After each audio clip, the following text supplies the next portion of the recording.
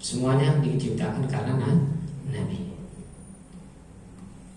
Wa man jalasa aliman faka'annama jalasani fid dunya wa man jalasani fid dunya ajlastuhu ma'a yaumil qiyamah. Maka barang siapa yang duduk bersama orang alim, seolah-olah dia duduk bersamaku di dunia. Wa man jalasani fid dunya ajlastuhu ma'a yaumil qiyamah. Barang siapa yang duduk bersamaku di dunia, maka insyaallah duduknya dia di yaumil qiyamah bersamaku. Jadi seolah-olah kalau kita duduk ini kita sowan ke ulama, kita duduk bersama dengan Nabi seolah-olah itu, masya Allah, luar biasa. Kayak kalau ada karangan ulama maulid, kita lebih baik diam, jangan berkata-kata. Opan, dengerin. Apalagi Al-Quran kan kalimatnya fa'angsitu, pokoknya idza quri Al-Quran fa'angsitu, apabila dibacakan Al-Quran nggak boleh ngomong, nggak boleh berkalam-kalam ya Ustaz ya. Nggak boleh ngomong sama sekali. Bahkan bukan hanya dikiaskan kalau karangan ulama pun, bacaan maulid, bacaan ulama, kitab, kalau kita lagi ngomong nggak boleh ngomong yang lain. Kenapa? Omongan kita ini apakah lebih mulia dari omongan ulama? Omongan kita ini apakah lebih mulia dari Al-Quran? Nggak mungkin. Makanya wajibnya diam. Adabnya begitu. Lagi baca maulid tidak diam. Walaupun kita nggak paham artinya, kita ambil tabarukan, kita ambil berkah dari karangan ulama. Kita tabarukan dengan kalimat-kalimat thayyibah. Kalau kita ngoceh, kurang adab namanya. Karena kalau di maulid terus kita ngobrol, waduh kurang adab banget ya sebenarnya. Apakah ucapan kita, obrolan kita itu lebih mulia dari ucapan ulama?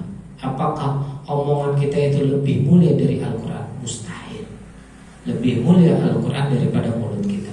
Bahkan dari seluruh tubuh kita lebih mulia Al-Quran, lebih mulia hadis Nabi Sallallahu Alaihi Wasallam. Gitu. Adabnya kita diam. Kalau kita lagi dengar baca maulid, tahlil, kemudian kita lagi baca kitab, diam. Adabnya begitu. Adabnya begitu. Kalau kita ngobrol sebenarnya kurang adab. Ini akhlak kita ya, makanya kita kedepankan akhlak lah ya, kita kedepankan akhlak. Di negara-negara berkembang itu lebih takut mereka muridnya tidak bisa antri dibanding pintar matematika.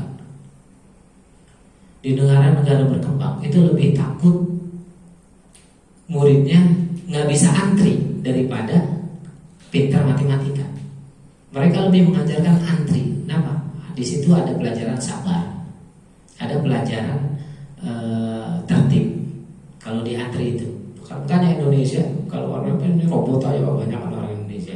Kalau negara kan berkembang tertib. Ini yang kita ajarkan. Kenapa? Akhlak. Yang pertama kalau yang datang duluan ya udah duluan. Gitu. Mencerminkan kedisiplinan. Kalau kita enggak, yang datang belakang kadang-kadang mintanya depan kan. Gitu. Mainnya duluan pengennya. Orang Indonesia begitu.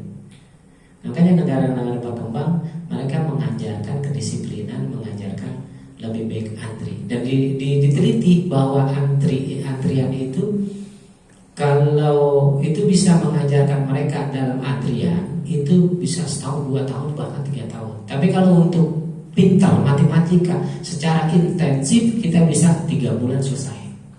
Pintar tuh anak matematika. Tapi kalau dia belajar sabar, belajar ngantri, kemudian belajar harus disiplin, itu bisa setahunan itu belajarnya. Kadang-kadang kita ngantri minyak tanah dulu, minyak tanah ngantri, sabarnya luar biasa. Kadang-kadang brigadier doang yang ngantri, kan gitu. Kalau sekarang jarang ngantri ya, alhamdulillah. Paling KJP ngantri di kantor pos pada ngantri, itu juga pada ngantri karena memang berebutan. Nah itu yang nggak baik sebenarnya. Ya kita adab, kita dahulukan yang tua nih kalau yang tua gitu ya. Wallahu a'lam bishawab. Hadirin jamaah yang dirahmati oleh Allah.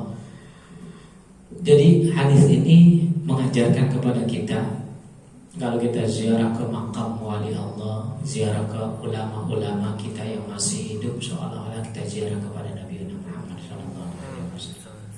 Dan kalau kita baca sholawat dalam keadaan khusyuk, bayangkan kita ada di raudhah.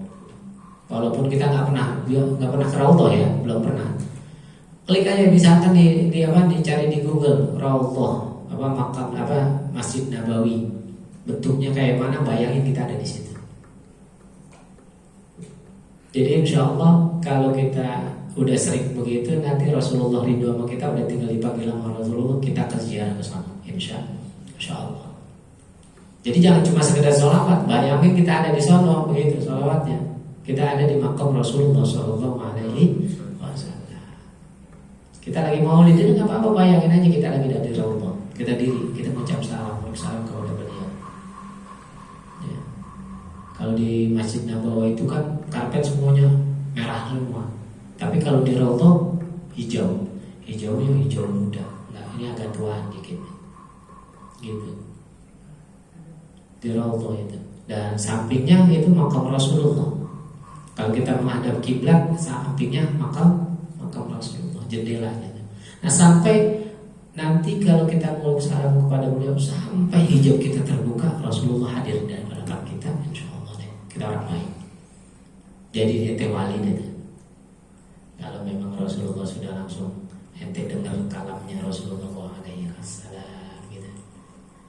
Kenapa? Karena syaitan jin gak bisa menyerupai Nabi Muhammad Sallallahu Alaihi Wasallam. Bahkan suaranya pun gak bisa diserupai. Kalau yang lain masih bisa diserupai, tapi kalau Nabi Muhammad gak ada. Hancur jin syaitan itu kalau menyerupai beliau. Hancur luluh lantah, jadi debu kalau dia berusaha untuk menyerupai Nabi Muhammad Sallallahu Alaihi Wasallam. Ya, jadi kalau kita sholawat, bayangin adanya di Masjid Nabawi, di Raudhah. Jangan cuma sekedar kita sholawat doang, bayangin kita ada di sana. Insya Allah kalau kita sering bayangin, kita bakal umroh atau haji deh pasti ke sana. Insya Allah. Gak usah. Pokoknya kita main imajinasi. Karena memang hal-hal yang ada Allah ciptakan dunia ini kan serba dua, ada jasad, ada rohani, ada batin, ada fisik gitu ya. Batin ada gaib, ada nyata gitu. Tapi bagi kita sekarang dunia ini nyata, akhirat hanya cerita. Tetapi ketika mati, akhirat itu akan nyata, dunia hanya tinggal cerita. Bagi alam barzah akhirat itu nyata, dan kita hanya tinggal cerita. Dan cerita terindah, cerita ternikmat buat orang-orang di alam barzah adalah ketika kita di dunia sujud kepada Allah Subhanahu wa taala. Itu nikmatnya alam barzah. Kalau kita cerita nikmatnya kayak ketemu pacar kita gitu, ketemu main surat-suratan gitu. Nikmat gitu. Insyaallah. Mudah-mudahan sebelum ditutup ada pertanyaan enggak? Udah jam 10. Cepat. Silakan. Oh ya, PR aneh yang mente. Untuk zakat, ya untuk PR nih, aneh PR aneh. Zakat itu kepada yang nggak boleh kepada nenek, orang tua, dan cucu itu nggak boleh. Kalau kepada paman masih boleh. Ada khilafiyah kalau paman boleh, ada yang mengatakan boleh, ada yang mengatakan tidak boleh. Tapi saya cenderung menurut Imam Syafi'i, mazhab Imam Syafi'i tidak boleh kalau paman ya gitu. Tapi kalau yang kepada orang tua, nenek, cucu itu namanya bukan zakat tapi nafkah, karena itu disebut ahli keluarga, masih keluarga, lingkungan keluarga. Apalagi yang orang tua kita bukan zakat tapi nafkah atau birrul walidain. Kalau anak kepada orang tua disebut birrul walidain, kalau orang tua kepada anak namanya nafkah gitu. Ya. Jadi yang nggak boleh kita zakati itu nenek, orang tua dan cucu gitu. Kalau paman masih khilafiyah, paman bibi, tapi cenderung nggak boleh juga. Paman itu boleh, paman boleh dizakati, gitu. Cenderung karena khilafiyah ada yang boleh, ada yang enggak. Tapi saya cenderung boleh kalau paman itu masih jauh, karena dia adiknya orang tua kita kan gitu. Itu udah agak jauh. Silakan kalau ada yang mau bertanya.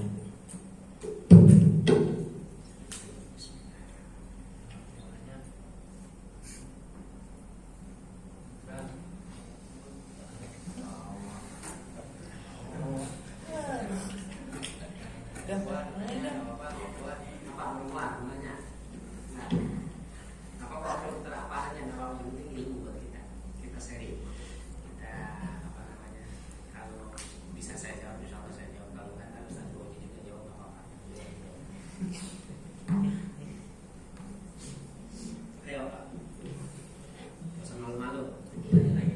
Kadang-kadang begitu. Kalau kita ngajar nih sama anak-anak, paham gitu, paham. Kita kasih soal, bagaimana caranya? Gitu. Nah tadi katanya paham, ya kan lupa lagi.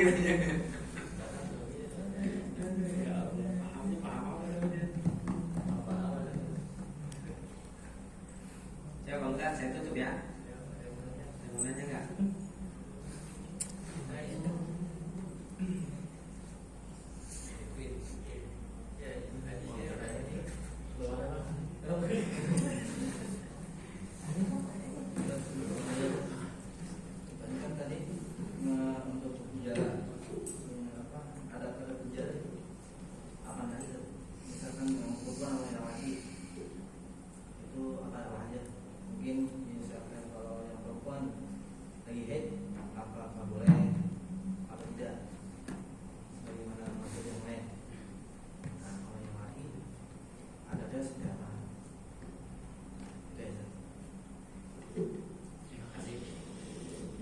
Itu kita ziarah bagi laki-laki yang terutama wudhu. Dalam kita meminta kepada Allah dalam keadaan bersuci, dalam keadaan suci. Pertama penting. Kedua, kata-kata kita jaga. Jangan sampai ada kata-kata yang kotor yang keluar dari mulut kita. Kalau ada kata-kata yang keluar dari mulut kita, kadang-kadang mencerminkan hati kita. Berarti hatinya kotor. Kalau udah hati kotor susah dikabul doa. Jadi selama perjalanan kita dalam berwudu, kemudian juga kata-kata kita jaga, karena tempatnya tempat bersih. Wali-wali Allah tempatnya bersih. Wali-wali Allah tempat memang munajat dia di situ. Sehingga nggak boleh kalau ada kata-kata yang kotor kita namanya mencemari tempat beliau. Ya. Kalau kita batal segera wudu lagi. Itu buat laki-laki. Tapi yang penting hati kita jaga hati. Jangan sampai kadang-kadang kita bersama sama orang yang lain, omongan dia begitu banget, jadi gitu kadang-kadang kita meremehkan omongan lain. Jangan. Jaga hati juga. Jaga omongan tapi terpenting jaga hati. Kenapa jaga hati? Hati ini tempat pandangannya Allah. Hati ini tempat pandangannya Allah. Allah nggak mandang jasad kita, enggak. Tapi Allah mandang qalb. Tempatnya Allah memandang di qalb. Jadi pentingnya kita membersihkan hati ketika Allah pandang lagi bersih, cakep hatinya. Gitu. Kalau muka kita misal jelek jerawatan itu nggak dipandang sama Allah, nggak masalah. Jadi fisik kita misalkan ada cacat, ada apa jelek, nggak dipandang sama Allah masalah itu. Yang dipandang adalah qalb. Ada setitik noda, setitik, 2 titik, 4 titik, bahkan nutupin kalbu kita itu penyakit. Allah jauh dari penyakit. Jadi kalau kita dipandang sama Allah hati kita bersih, insya Allah ilham, hidayah, maunah, hidayah datang gampang. Jadi sir ketika kita melihat seorang wali, seorang ulama besar, kita bisa tahu kemudian bukan orang sembarangan. Kenapa? Allah yang ngasih tahu dalam hati kita. Kenapa? Di dalam hati juga ada mata, namanya mata hati. Ada telinga juga, ada pendengaran juga, pendengaran hati. Bukan hanya pendengaran kuping kita, jasad kita, tapi di hati pun ada pendengaran. Ketika Allah berkalam, dia dengar. Bagaimana dengarnya? Wallahu a'lam. Sebagaimana wahyu Allah turunkan kepada Nabi Muhammad, bisa dengan mimpi, bisa dengan keyakinan, bisa dengan langsung menemui malaikat Jibril alaihissalam. Jadi di hati kita ini juga ada kakinya hati. Mau kemana nih hati? Mau jalan kemana nih hati? Dia ada tangan, bukan hanya tangan fisik, tapi juga di hati ada tangan. Hati-hati. Hati ini ada telinganya, ada matanya, mata hati. Gitu. Kalau kita lihat orang kok kena hati, insya Allah hati ini nggak pernah bohong. Kalau kita bohong hati nggak bukan gitu. Walaupun kita nggak bisa bohong. Jadi jaga, yang penting jaga hati. Kalau fisik masalah fisik kita jelek kan Allah nggak mandang. Jadi jangan sampai bilang ke orang tetap ziarah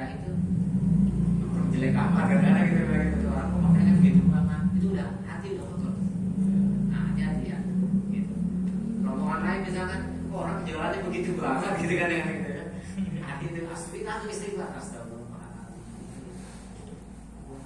Itu sering kita lihat di jalanan gitu, orang begitu banget sih gitu kadang-kadang. Kita istighfar, astagfirullah. Itu penyakit hati sebenarnya. Jadi penyakit hati itu lebih gampang datang dibanding penyakit fisik. Kalau penyakit fisik gampang ketahuan, ya nggak, korek tinggal kita beli salah apa selesai. Tapi kalau penyakit hati kadang-kadang istighfar aja belum hilang tuh penyakit. Besok ada lagi begitu. Jadi yang terpenting kita jaga hati. Kalau kita kira-kira ini salah, udah istighfar. Enak. Karena ulama-ulama yang paham taubat, ya sebenarnya nggak boleh dikerjain juga sih kadang-kadang. Dia tahu ilmunya, tahu taubatnya kadang dikerjain karena dia tahu taubatnya gitu kadang-kadang gitu. Jalannya yang busuk gitu. Saya tahu taubatnya gampang kata dia. Saya berbuat dosa sekarang, minta maaf, saya tobat selesai katanya. Yang penting alhamdulillah kepada Allah saya minta maaf, kepada manusia minta maaf juga gitu. Tapi kalau kepada Allah minta maaf, kepada manusia belum minta maaf, belum selesai hak adamnya gitu. Jadi masih dipertanggungjawabkan kepada Allah. Tapi kalau udah kita minta maaf kepada manusia, kesalahan kita kepada manusia, hak adamnya udah selesai. Nah untuk perempuan intinya kalau walaupun head, yang penting nggak dalam masjid. Kalau makomnya dalam masjid jangan masuk, udah di luar aja. Untuk ucap salam aja, assalamualaikum ya wali Allah, assalamualaikum ya habibullah. Insya Allah berkah. Tapi kalau kita ikut masuk dosa kita. Kenapa? Kita dalam keadaan junub. Yang disebut junub itu bukan hanya kalau orang sekarang orang head boleh masuk masjid, kalau saya enggak, jangan. Bukan masalah fisiknya bisa keluarin darah, tapi nafsnya, jiwanya dalam keadaan hadas. Kita ini kan dibentuk oleh Allah bukan hanya jasad, tapi juga ruh. Ruhnya dalam keadaan junub. Jasadnya juga dalam keadaan junub, ruhnya pun dalam keadaan junub. Makanya kalau orang yang dalam keadaan hadas, nggak boleh dia wukuf di masjid, nggak boleh dia berdiam diri di masjid. Kalau ini jalanan, boleh dia jalan, tapi nggak boleh diam. Sekedar lewat doang boleh, kalau di jalanan. Tapi jalanan di Solo, bukan di sini. Berarti kalau lewat sini nggak boleh. Kenapa? Karena jiwanya bukan hanya fisiknya yang junub, tapi juga ruhnya. Ya, paham ya? Kalau orang sekarang kan kadang-kadang bilang, ente yang penting nggak mengeluarkan kotoran ke dalam masjid, silakan masuk, nggak boleh. Yang disebut junub bukan hanya fisik, tapi juga ruhnya. Sebelum dia mandi, nggak boleh masuk masjid. Kalau laki-laki nggak punya ujurnya, enak. Kalau laki perempuan ada ujurnya, biladah gitu kan, nggak sholat nggak apa-apa. Kalau dia uzur, gitu kan. Tapi kalau laki-laki nggak ada uzurnya, dia mimpi di masjid wajib mandi dia. Ya, mimpi di masjid nih, subuhnya wajib mandi. Ujurnya cuma dua. Ujur laki-laki cuma dua, apa? Ketiduran sama lupaan. Manusia ini kan tempatnya lupa, tapi kalau lupa terus itu bukan uzur. Kalau lupa, misalnya lupa, astagfirullahaladzim belum sholat zuhur, tapi udah masuk asar, langsung segera sholat zuhur. Itu nggak apa-apa. Tapi kalau udah lewat udah nggak usah, nah itu jangan. Itu namanya lalai. Jujur laki-laki itu nggak kelupaan apa tiduran dari pagi, biasanya di bulan puasa tuh biasanya. Bulan puasa dari pagi tidur sampai maghrib. Wah, Allah, itu tidurnya orang bangke tuh. Tidurnya bangke, puasa bangke. Dari pagi sampai maghrib tidur. Ada yang begitu? Banyak ya kan? Kadang ya. Tiduran uzur namanya, sebenarnya uzur. Tapi kalau dia bangun ketika bangun di waktu zuhur, ya wajib zuhur. Tapi kalau dia nggak bangun, terus sampai waktu asar, maka usul adanya. Ketika bangun astagfirullah, qadha. Wajib di qadha. Di waktu asar itu qadha zuhur. Sholli fardhu zuhri bukan ada, tapi qadha qadha. Niatnya qadha. Sholli fardhu zuhri arba'a rakaat bisa bulan berarti qadhaan lillahi ta'ala. Allah. Kalau asarnya adaan tetap. Sama perempuan juga nanti kalau ziarah tetap berwudu.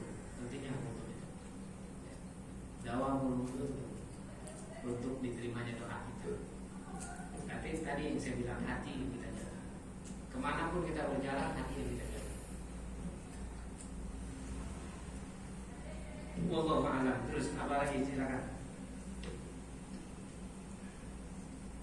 Ada lagi?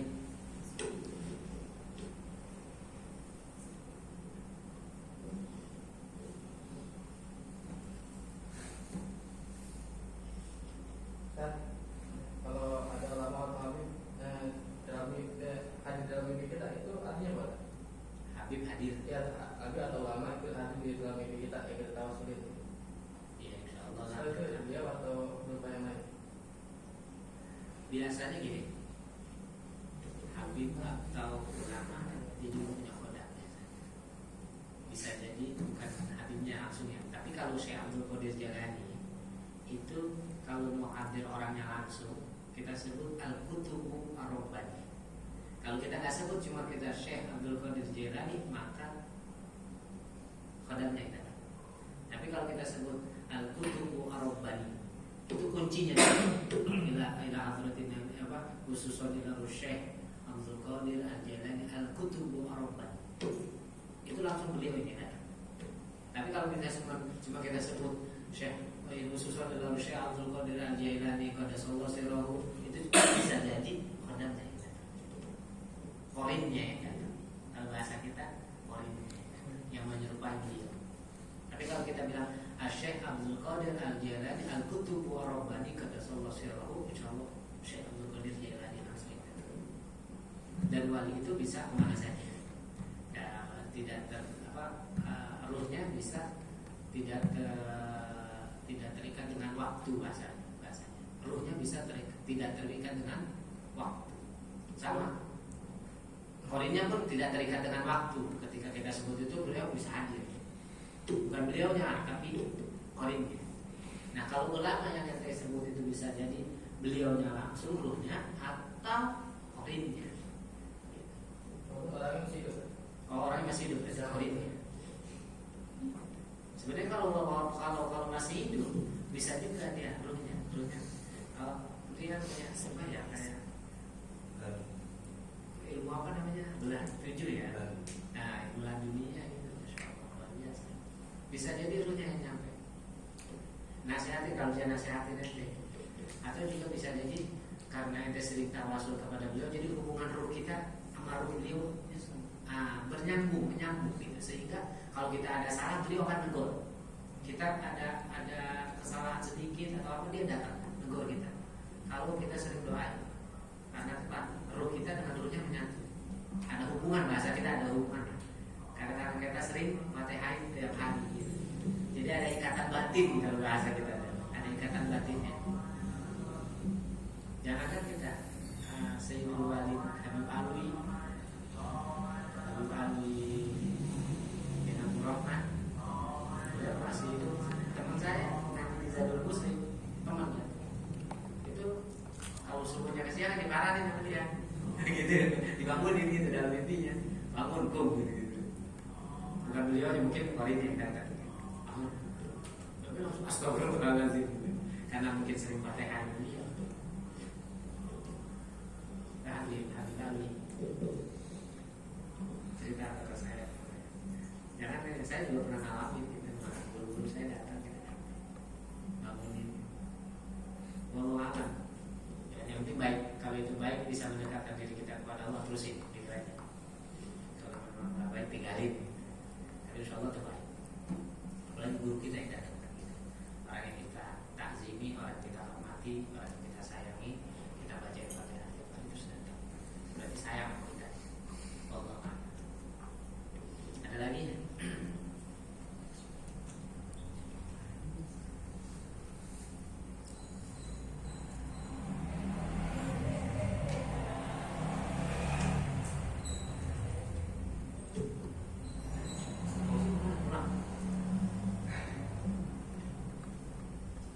Apalagi ya, udah kita tutup ya. Udah jam berapa? 12.17. Udah ya. Yang di perempuan ada nanya nggak? Nggak ya. Insyaallah mudah-mudahan. Kalau nanti ada pertanyaan ditulis saja biar nggak lupa. Biasanya begitu. Ditulis. Nanti tinggal taruh sini kan kita enak ada dengan bacanya ya, ditulis, gak usah kasih nama, tak malu kalau kasih nama. Ya, ditulis saja, kita simpan sini biar nggak malu. Biasanya orang Indonesia begitu sukanya maluan. Ya. Nih, dan favorit orang Indonesia kalau seminar selalu duduknya belakang, tengah mau belakangnya gitu. Takut disuruh kalau depan kan gitu. Itu orang Indonesia tuh bayangan gitu. Padahal dalam kitab Al-Rosail kalau kita paling bagus itu di sop pertama. Kenapa sop pertama? Innallaha wa malaikatahu yusholluna 'ala shofil awwal.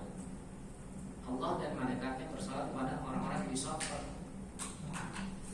Dan kalau Al-Qur'annya innallaha wa malaikatahu yusholluna 'alan nabi. Tapi kalau di kitab itu kalam ulama atau hadis Nabi ada lupa dibilang innallaha wa malaikatahu yusholluna 'ala shofil awwal. Bersolawat kepada orang-orang di shaf awal. Jadi kalau ngaji jangan jauh-jauh, dekat gitu. Kalau dekat tuh malaikat punya ya di belakang juga bagian tenang aja, tenang kalaupun bau surga bagian kan. Ya, wallahu a'lam bishawab gitu ya. Jadi besok kalau memang jadwalannya silakan ditulis, nggak ada pertanyaan tulis aja deh ya. Jadi biar nggak monoton, ditulis taruh sini. Kita tinggal dibaca ya setelah kita taklim. Setelah itu baru baca ya. Wallahu a'lam bishawab.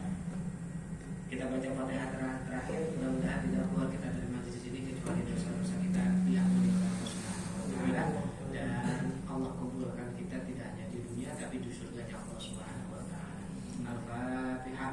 Alhamdulillah.